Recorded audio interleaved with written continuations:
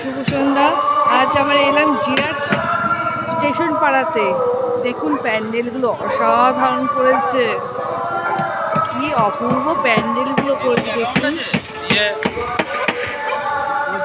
এখনো কাজ চলছে, কাজ এখনো শেষ হয়নি।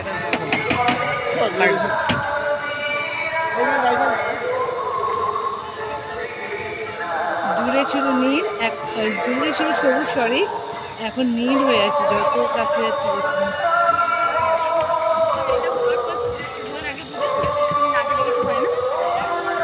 দেখুন প্যান্ডেলে ভেতরে ঢুকছি, দুর্গা মাকে দেখবো একটু। এখনো কাজ কমপ্লিট হয়নি, আর চতুর্থী। কি সুন্দর দেখুন ঘাটটা।